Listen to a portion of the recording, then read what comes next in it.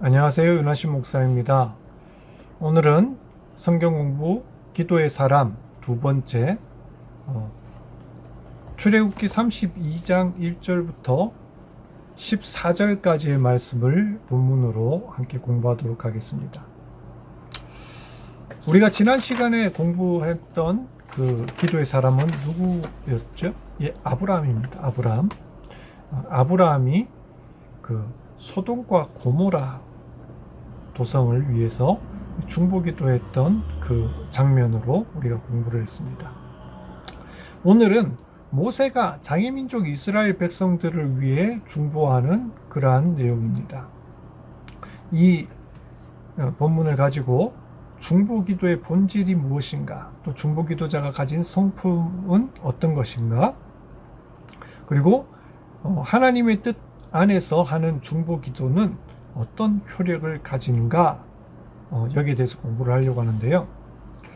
먼저 이 본문을 읽으려고 하는데 너무 기니까 제가 중요한 부분만 읽어드리고 시작을 했으면 좋겠습니다. 출애굽기 32장 11절부터 14절까지 1절부터 14절 다 읽지를 않고요. 11절부터 14절까지만 읽고 제가 시작하려고 합니다. 모세가 그의 하나님 여호와께 구하여 이르되, 여호와여, 어찌하여 그 큰 권능과 강한 손으로 애굽 땅에서 인도하여 내신 주의 백성에게 진노하시나이까?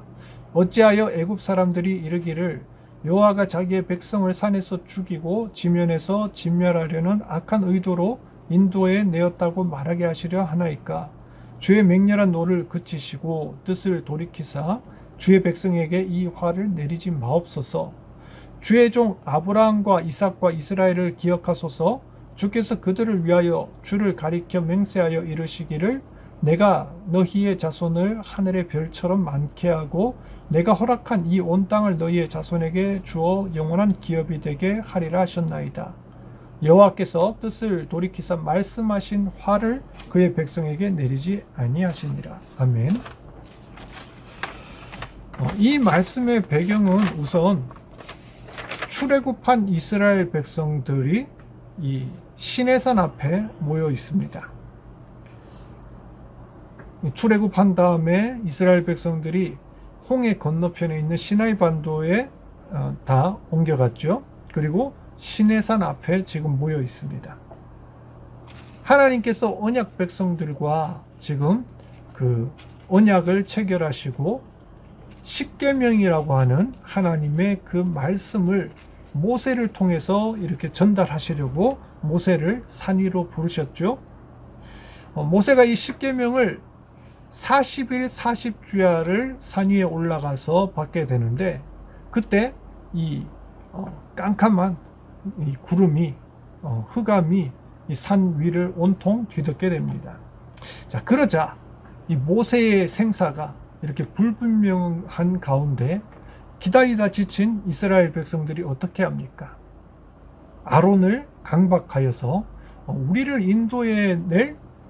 인도할 신을 만들라, 즉 우상을 만들라라고 강요를 하여 금송아지 우상을 만들게 되죠. 아마도 자기를 인도하여 왔던 출애굽할 때 이렇게 지도자였던 모세가 사라지니까 그 불안감으로 인하여 의지할 대상이 필요했던 것 같습니다.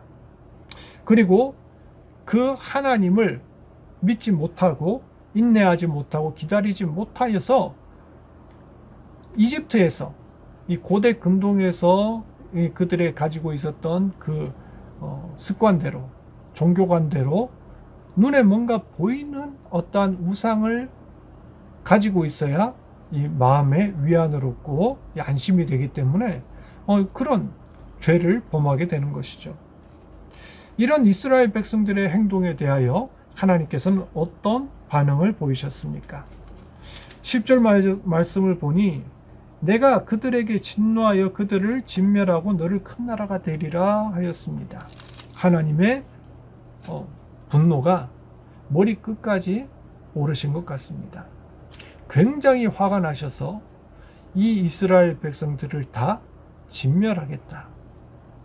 하나의 생명도 남겨두지 않겠다. 이렇게 화를 내시죠. 그리고는 뭐라고 하십니까? 내가 너로 큰 나라를 이루겠다. 너가 누구죠? 그렇죠. 모세입니다. 모세로 하여금 큰 나라를 이루게 하겠고 나머지 사람들은 다 죽여버리겠다. 이 정도로 지금 화가 나 있는 상황입니다. 지금 이스라엘 백성들은 일촉즉발의 상황이죠. 까딱했다간 이제 다 죽게 생겼습니다. 이집트에서 하나님의 백성이 되기 위하여 그 생명을 구원하기 위하여 출애굽을 하였는데 오히려 하나님께 범죄하여 우상 숭배의 그 죄를 범하여서 이제 다 죽게 생겼습니다. 이런 위기 상황 가운데에 했던 모세의 기도가 오늘 우리가 아까 읽었던 그 모세의 중보기도 말씀이죠. 자, 그렇다면 모세가 했던 중보기도의 본질은 무엇일까요? 중보기도란 본질적으로 하나님의 심판을 받아 마땅한 죄인들을 위한 그 사람들을 위해 하는 기도, 그것이 중보기도입니다. 지난 우리 공부 시간에 봤던 소돔과 고모라도 마찬가지였죠. 하나님의 심판을 눈앞에 둔 이 소돔과 고모라 도성의 사람들을 아브라함이 하나님 앞을 막아서서 그들의 생명을 살려달라고 기도했던 것, 이것이 중보기도라는 것이죠. 오늘도 그렇습니다. 오늘도 모세가 지금 생명의 지금 경각 가운데 달려있는 이 이스라엘 백성들을 위하여 하나님 앞에 막아서서 기도하고 있습니다. 이것이 중보이죠. 그렇다면 오늘날 중보는 뭘까요? 하나님을 알지 못하고 멸망 가운데 죽어야만 할 사람들을 위하여 그 생명을 구하기 위해 우리가 영혼 구원을 위해 하는 그 기도가 사실 중보기도의 본질이죠.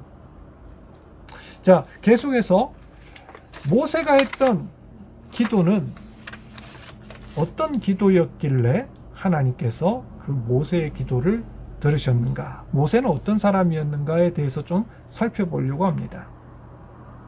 자, 먼저 모세가 했던 중보기도는 어떤 기도였을까요? 우리가 자칫 착각하기 쉬운 게 중보기도 이러면 우리가 주변에 중보기도 한다 그러면 어떻게 하죠? 다른 사람들로부터 기도 제목을 받죠. 그죠? 그래서 우리 자녀 이번에 시험 치는데 꼭 좋은 대학에 합격하게 해달라. 이렇게 위에서 같이 기도를 합니다. 그게 이제 중보 기도죠. 그죠? 물론 그게 이제 잘못됐다는 게 아니고요. 그 중보 기도를 할 때에 우리는 무엇을 앞세우고 무엇을 중요시하냐 이거죠. 근데 우리가 대체로 기도할 때 중보 기도뿐만 아니라 기도할 때도 중요시하는 것은 그 기도 제목 자체를 중요시해요. 그래서 그 기도가 이루어지기를 구하는 것이죠. 근데 성경에서는 특별히 이 모세가 했던 이 중보 기도의 특징을 가만 살펴보면 그렇지가 않습니다. 가장 중요하게 생각하고 앞세웠던 것은 사람들의 필요가 아니라는 거죠. 사람들의 필요는 뭐였어요? 이 이스라엘 백성들이 자기들이 생각하고 있었던 그 필요는 자기들을 인도할 신을 만들라는 거예요. 잘못된 필요를 가지고 있었죠. 그들의 필요를 충족해 주는 것이 중보 기도가 아니라는 거예요.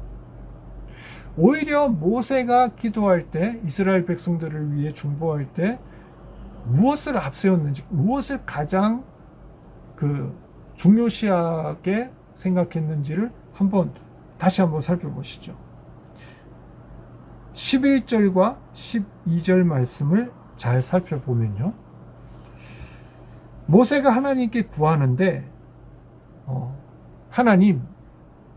하나님께서 큰 권능과 강한 손으로 이 백성들을 이집트에서 애굽에서 구해내셨는데 만약에 지금 여기에서 하나님께서 이스라엘 백성들을 다 죽이시면 세상 사람들이 하나님을 알지 못하는 이 세상 사람들이 이방의 사람들이 이 하나님은 이 여호와 하나님은 자기 백성들을 기껏 구해가지고는 한꺼번에 그냥 죽여버리려고 광야에서 죽여버리려고 인도에 내었구나 이렇게 오해할 수 있다는 거죠. 무슨 말이냐? 하나님의 이름에 먹칠하게 된다는 겁니다. 하나님의 영광을 가리게 된다는 것입니다. 즉 모세가 했던 중보기도의 제1우선순위는 하나님의 영광, 하나님의 이름, 하나님의 뜻을 먼저 구했다는 것이죠.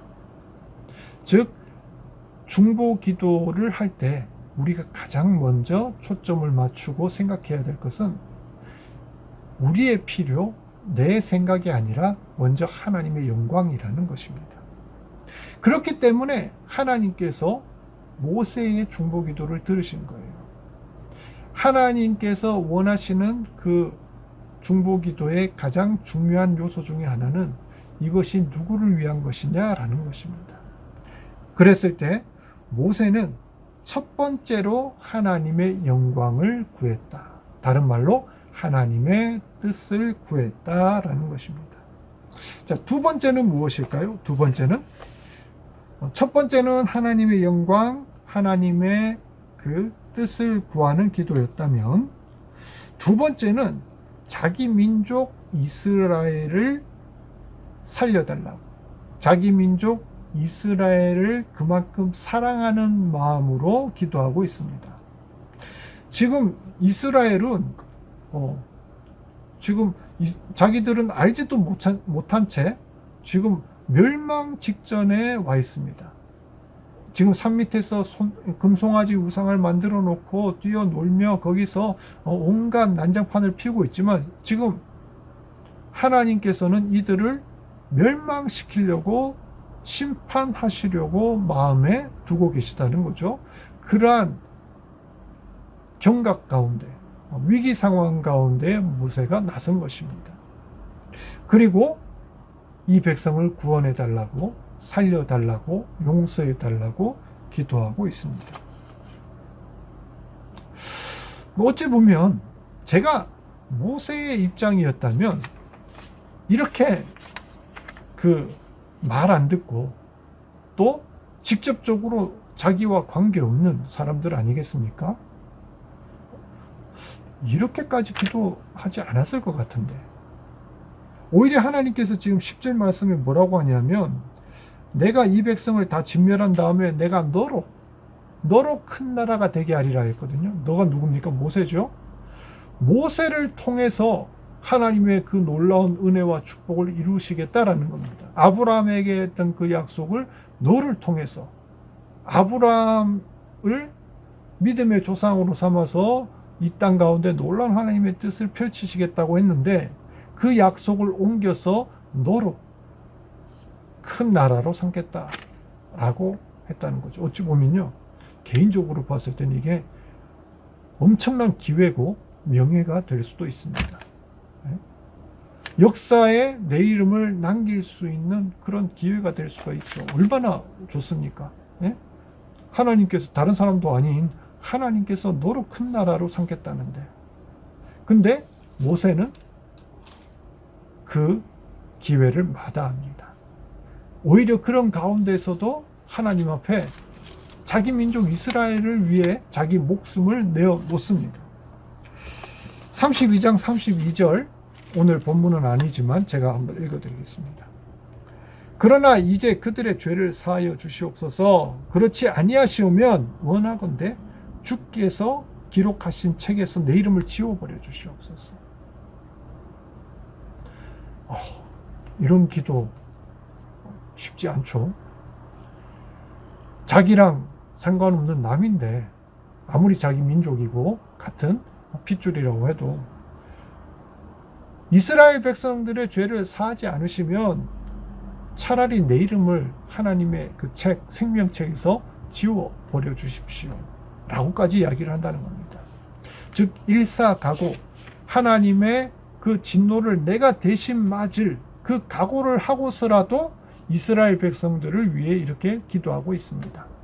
그만큼 자기 민족 이스라엘 백성들을 사랑하고 또 그들을 향한 열심이 있었다는 것이죠.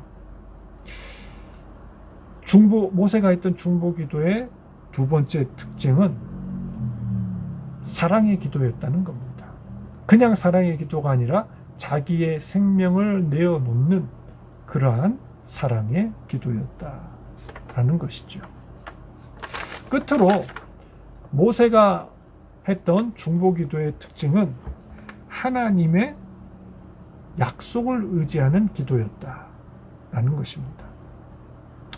우리가 지난 시간에 아브라함의 기도를 가지고 공부했는데 기억나시죠? 아브라함이 소돔과 고모라 백성들을 살리기 위해서 이렇게 기도합니다. 하나님, 의인과 악인을 같이 멸하시는 게 옳습니까? 저 소돔과 고모라 성읍 중에 의인이 50사람이 있어도 하나님 멸하시겠습니까? 그러자 하나님께서 아니다. 내가 그로 인해 멸하지 않겠다. 그러면 50사람 아니라 45사람은 어떻습니까?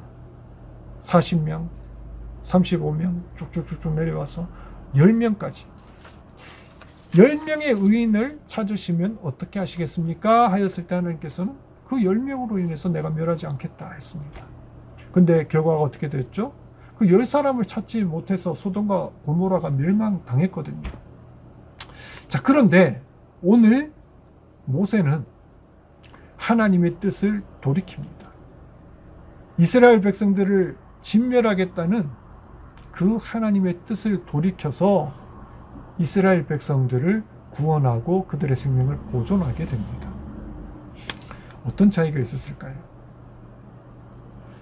물론 여러 가지 이야기를 할 수 있겠죠. 그들은 하나님을 섬기지 않고 믿지 않았던 악한 이들이었고, 그래도 이 사람들은 하나님의 백성인 이스라엘 백성들이었다. 약속의 백성들이었다. 여러 가지 측면으로 볼 수 있겠지만 저는 이렇게 봅니다. 출애굽기